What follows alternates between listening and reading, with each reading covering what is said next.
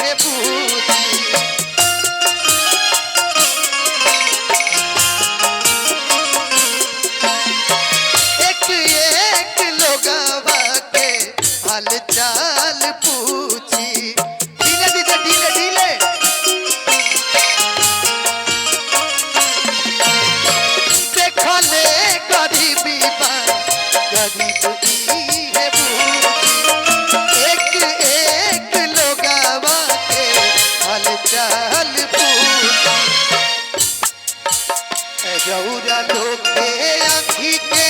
पुतरिया आइल बा रौरा लोग के आँखी के पुतरिया आइल बा ए भैया हो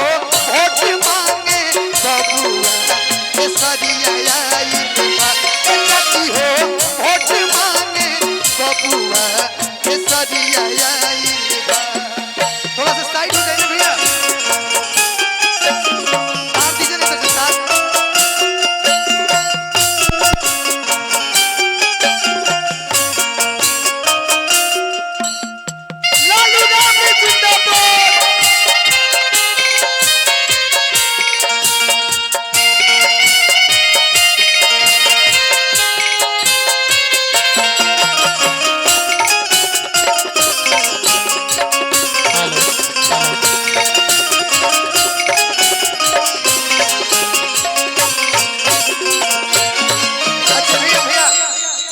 सारी भैया को धन दौलत की लालच है। वो तो हमेशा गरीबों के लिए दान करते। जो लोग ये कह रहे हैं कि अगर कोई मुद्दा ना मिले तो नचनिया बुचनिया खड़ा कर दिल गई हो। आपके पार्टी में जो वो प्रवचन करता है राम रहीम के चेला है आसाराम बाबू के चेला है। अब पवन सिंह का दूध के धोल बड़े ना कोई बोलता ही नहीं। खेसारी भैया के राज चलता ही कोई ना बोलता ही कि धन दौलतिया न पूछबू के चाहबा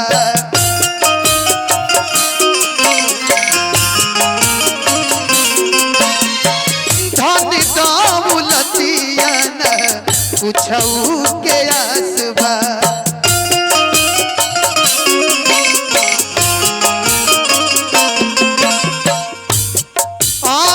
अपना छपरा के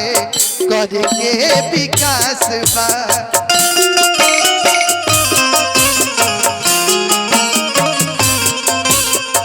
धन दौलतिया न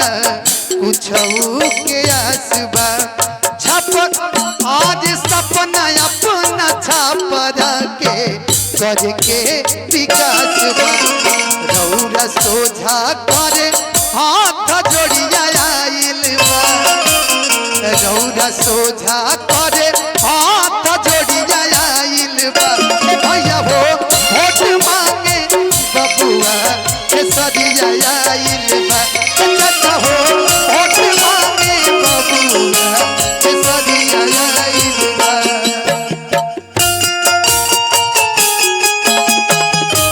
लालू राबड़ी जिंदाबाद महागठबंधन जिंदाबाद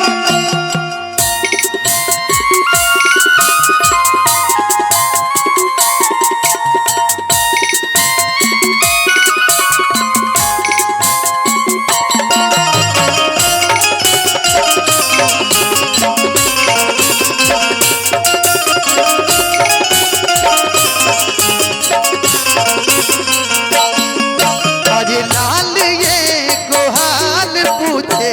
आइल बाबे हो राउडे आशीष के भूखाइल बाबे हो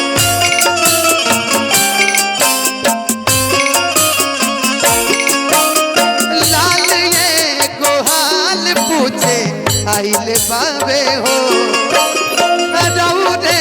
आशीष के भूखाइल बाबे हो सेवा करे छोड़ी कौन करी जाइल बा भैया भैया भैया कि बम्बई से छोड़ी कौन करिया आइल बा